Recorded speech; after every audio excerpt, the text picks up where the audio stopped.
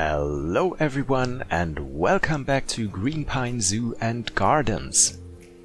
And gardens, that is exactly what we are going to have a look at for a little bit in today's episode, because I remembered what we called our zoo and I thought that we never got into the gardens part as much as I intended to. So we're going to have a look at it, as I said, even for a little bit in today's episode to start something like, I don't want to call it gardening, because if I talk about gardening you might think about Mike Sheets, and I am far from that. Very, very far from that. But as I said, we are going into the garden part a little bit. So what we are going to do is right here at this spot right next to our cat house that is finally and officially finished since last week's episode, and I'm so happy for that. We're going to blend that area in, or going to blend the rest of the zoo in with the cat house, so that everything comes together now, and we're going to start the process in today's episode. But first of all, yay! Our cat house is finally finished and I can't tell you how happy I am. For two reasons. First reason, that we finally finished it, that I finally can build something else and not anything for cats. Because it was a lot of fun and I really like the outcome of the house, but I'm so over cats right now. I can't see them anymore. At least for a few weeks or months, so before we get back into that. I want to have a habitat for snow leopards in the later stage in the Himalayan region. That will make totally sense, but we're not going to go into that right now, so this will take some time. That's the first reason. The second reason, because I really do love that house and I really do love that you guys do love it as well. I'm so happy for that, and thank you for all of your comments on last week's episode. I really love to interact with you guys, so every comment makes me smile a little bit, and that is so cool, so thank you for that. And that's the reason why I'm doing YouTube, to connect with you guys and doing something that I love and show to you guys what I do and how I do stuff. So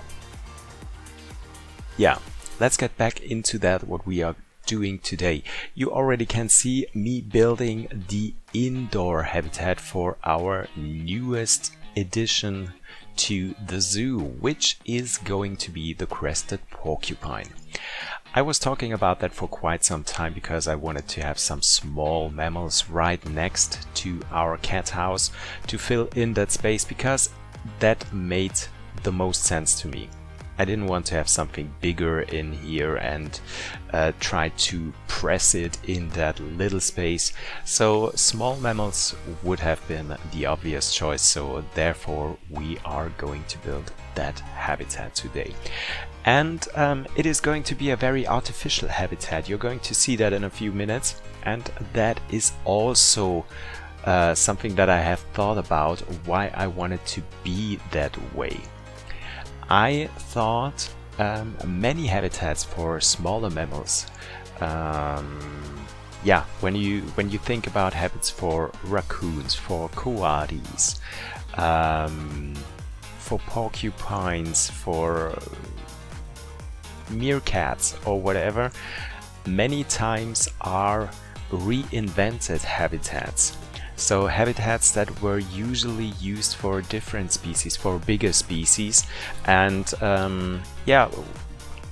with time people changed, laws changed and whatsoever, and zoos are not those zoos anymore that they have been like 50 years ago, where it was just a collection of different animals from different countries, and you wanted to show as much of them as you could, like in a museum. That's not the case anymore, happily, because as I do enjoy to see lots of different animals from every part of the world, I think it is so much nicer to see them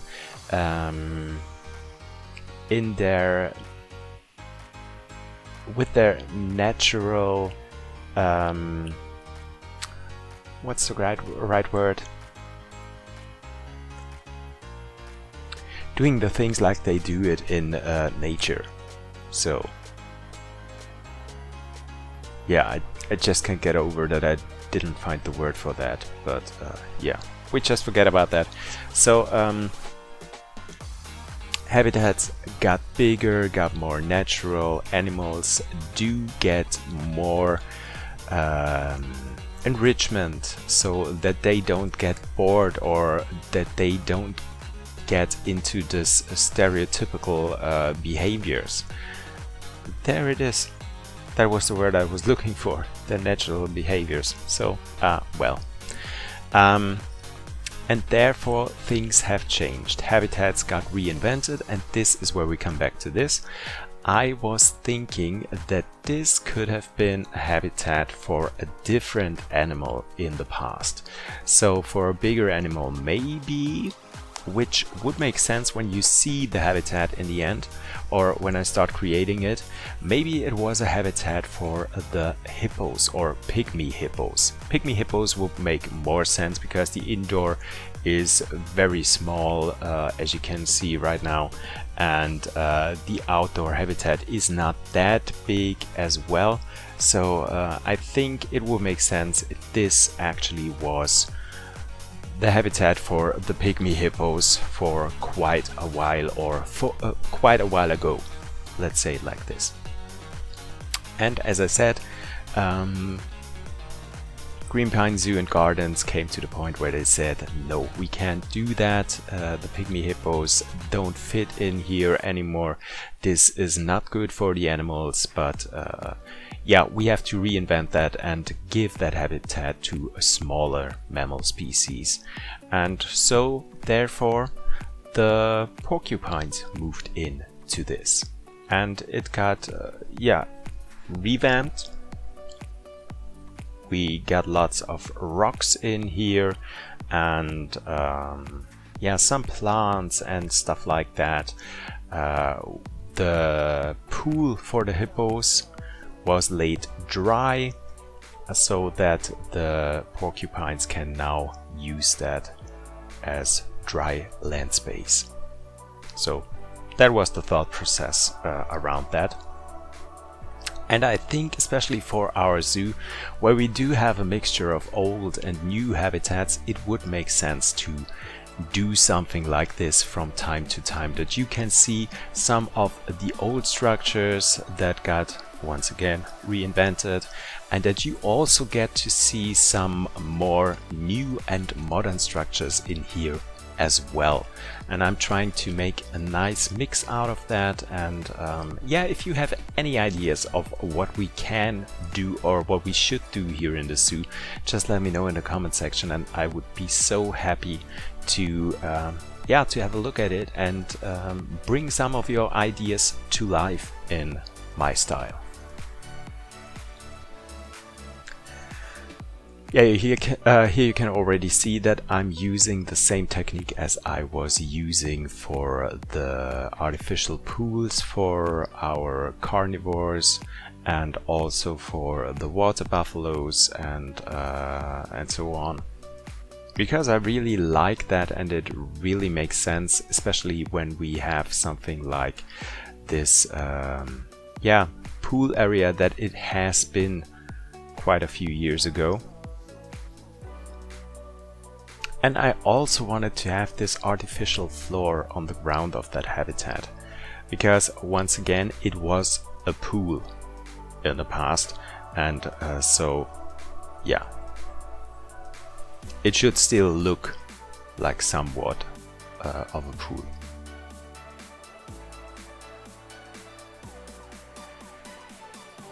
Here's a bit of the elevated land area that we're also going to use in some way, because I will put one of the animal enrichment items, the scent, on top of this, because I wanted the porcupines to go right next to our visitors so that they can come really close with the animals and have a really close look at them. So yeah, that they don't have to look at the animals just at the moat down there.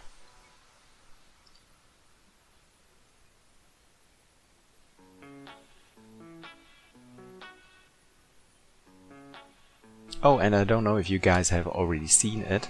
Since Saturday, there's a new real-life zoo tour on my channel. Bake and Play on Tour is back with some videos from the zoos that I visited in the USA.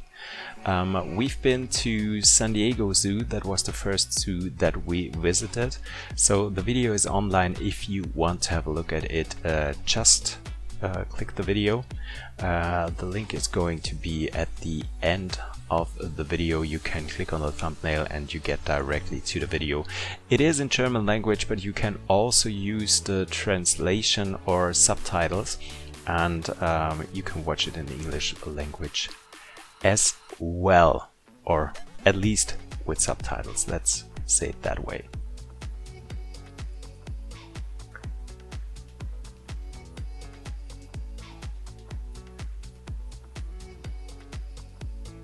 So here I was trying to create somewhat of a new barrier that we don't have yet here for our zoo habitats. I was using those Indonesian stone pieces once again, because we have them here a lot in the zoo, so that we do have something cohesive. Just making it a little bit more massive here, because as I told you guys, pygmy hippos lived in here, so it makes sense that we do have some more massive barrier in here. We wouldn't need that for the porcupines, but yeah, for the story behind that, it makes sense.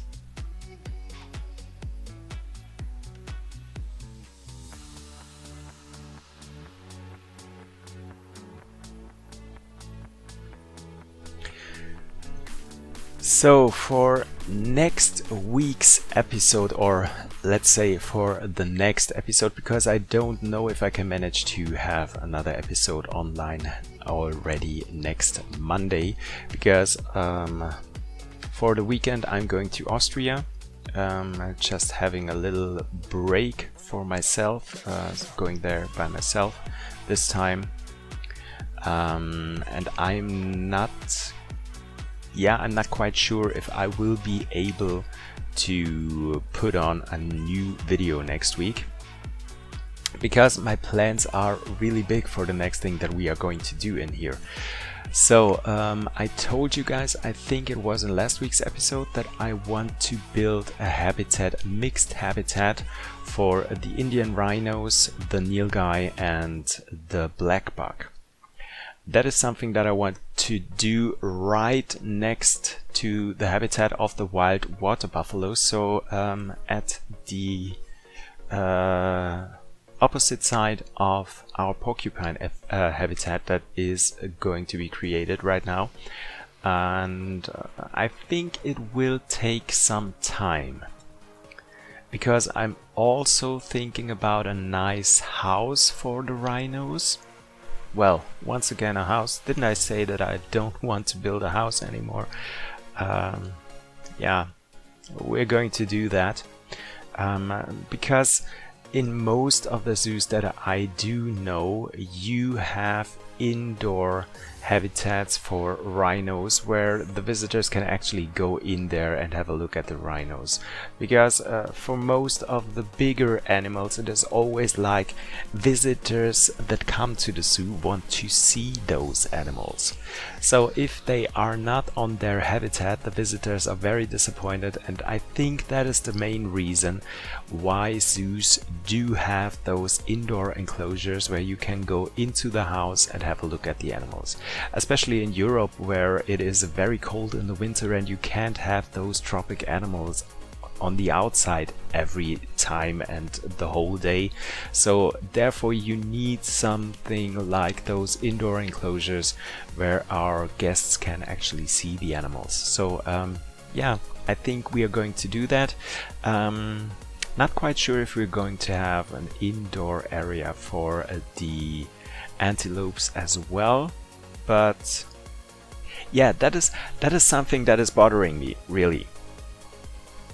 So, because usually I would not want, or let's say it like this, if you have a mixed habitat for rhinos and antelopes,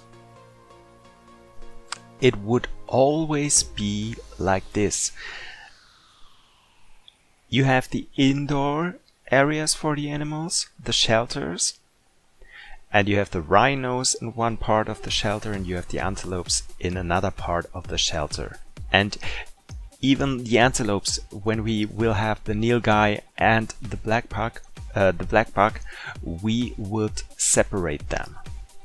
But this is not possible for the animals in Planet Zoo. This is not possible in that game. You can actually create habitats where it is not possible for the rhinos to go to every space where the antelopes can go, because of the different hitboxes of the animals. You can do that, and I'm going to show that in the next video. But it is not possible the other way around. So we can't keep the antelopes from walking into the indoor area for the rhinos. So if you have any ideas, if we how we could manage this, let me know in the comment section, or if you have any idea how we can prevent the antelopes of going into the indoor habitat. So if you have any ideas, let me know. I would be so happy to know what you guys think, how we should build this. And yeah, so to get back to the point, I don't know if I can manage to do that for next Monday, but latest in 2 weeks we are going to have that habitat. And yeah, so there's that. So don't be mad and don't be sad when there's not going to be a new video next Monday for Greenpine Zoo and Gardens, because I just don't know and I don't think that I can handle it. Because next week is also going to be very, very stressful at work, because I have so many appointments, and usually I have a day off on Monday, but not this week because, yeah, as I said, so many different appointments that I have to go to, so it's not possible to have my day off, unfortunately. Okay, so here you can see the artificial habitat that I finished right now. We're going to cover the house a little bit more. I'm going to have some kind of a roof on top of it, so that it would make a little bit more sense, I think. And then I think we are going to, yeah, we're going into creating the actual habitat for the animals. And yeah, I just have to wait and see in front of the habitat. Have I done that already? No, I haven't done that already. Yeah, just doing the barriers, the invisible ones once again. I don't think I have built anything with the real barriers in the zoo yet. Yeah, most of the time I'm not doing that, because the real barriers do have one thing that I really don't like, that is that those barriers do break down. So you need a mechanic that takes care of your habitats, because the animals can damage those barriers. And yeah, when you build your barriers your own, you don't have that problem. You actually wouldn't need a mechanic at all. Well, if you have no vending machines at all as well. But yeah, because the barriers that you build on your own, they don't break down, they don't get damaged, and yeah, that's a very positive aspect of building your own barriers.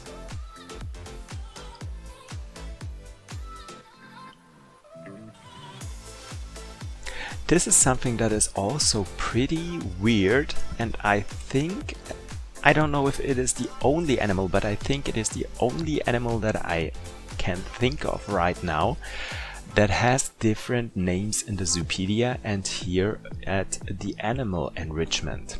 So you can see in German, in the German version of the game, it is called the North African porcupine. I think in the English version it is called crested porcupine. But here, when you look for enrichment items or any items that you want to have in the habitat for the animal, you have to look for the North African porcupine. But if you go into the Zoopedia, it is called West African porcupine, which is very weird, and I think it is not the only animal where I have that issue with. I think it is more of those animals in there that do have different names when it comes to enrichment items and in the Zoopedia. Which is always a little bit difficult if you have built a habitat for an animal and you are looking for it and you just can't find it. Oh, and not just in the Zoopedia or the enrichment items, also when you look into the animal trading center. Sometimes it is also a little bit difficult to find the animals there. And sometimes, and I don't blame Frontier for that, they give the animals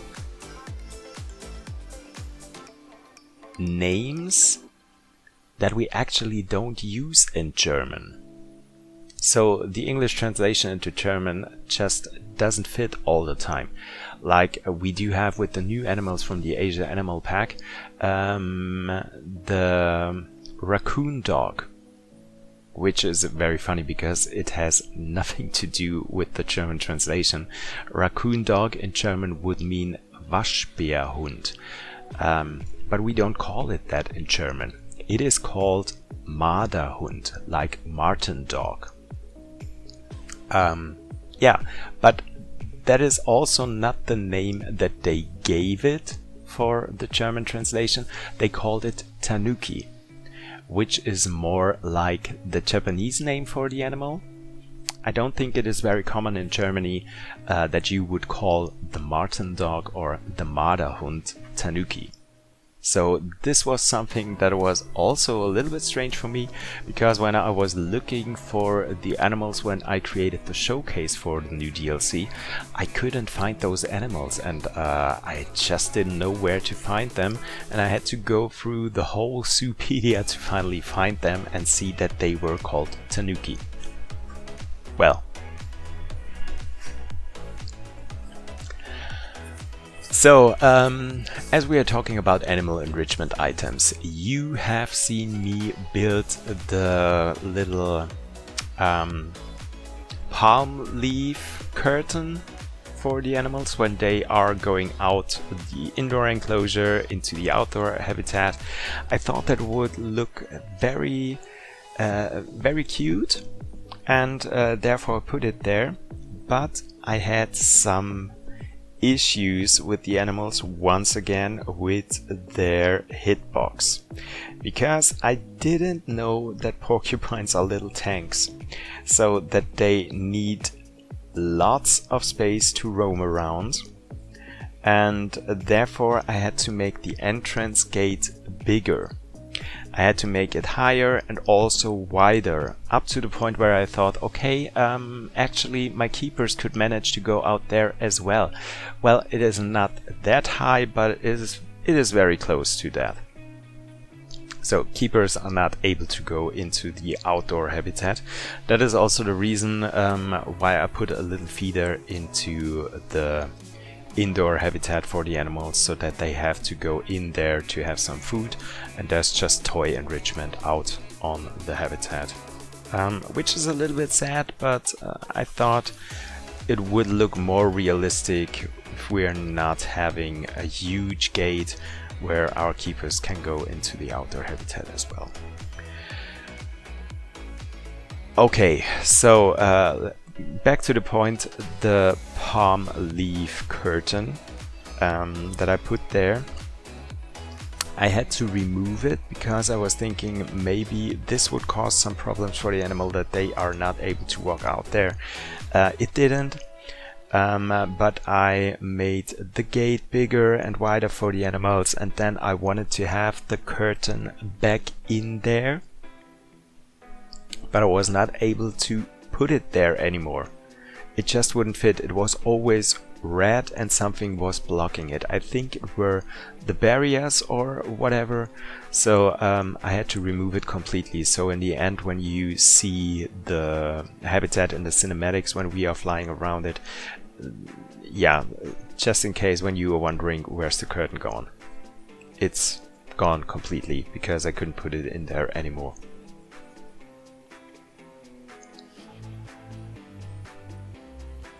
Yeah, some benches for our visitors. That was also a little bit weird because I don't know why I couldn't put a bench on the other side of the elevated path. So yeah, but it is what it is.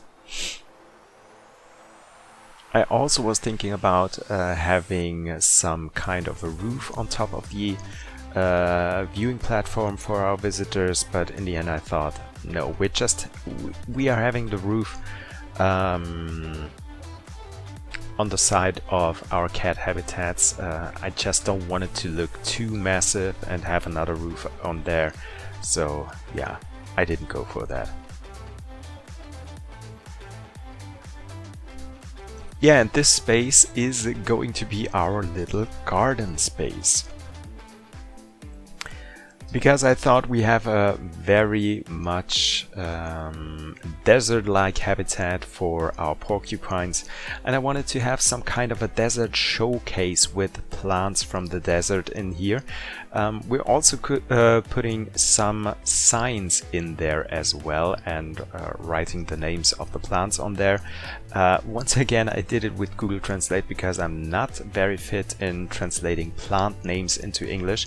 I don't know if Google is, so if you see anything weird, just let me know in the comment section and I will change that in the next video.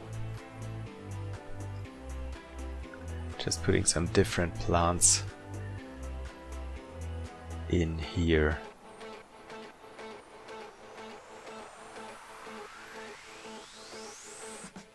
Yeah, as I said, just to have some kind of a showcase in here. I also will put down some sprinklers here and there because I thought it would also make sense to have some sprinklers for the plants in here. Well, maybe not that much in a desert biome, but yeah, I thought it was a nice gimmick using those for something else and not for an animal enrichment item, but for watering our plants in here. And I wonder at some point where I put those sprinklers, if some of our guests are going to get wet. I don't know. So we'll see if they are going to end up with buying some umbrellas and walking around here with the umbrellas. I just don't know, but it would be pretty funny.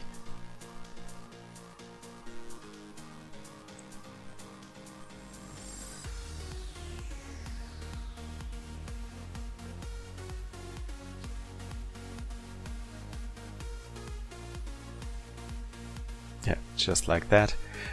We're going to have our barrier in here as well, all around the garden and on the other side of our carnivore house or cat house.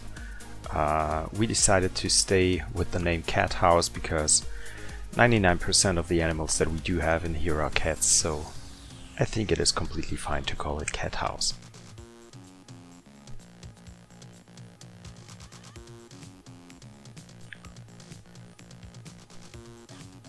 Closing this here so that our guests won't go next to the backstage area for the porcupines, so that they know that this is just an area for our keepers and they have to stay out. Just something very simple. just those Indonesian pillars, some chains, and then we're putting a sign right next to it that says you can't go in there.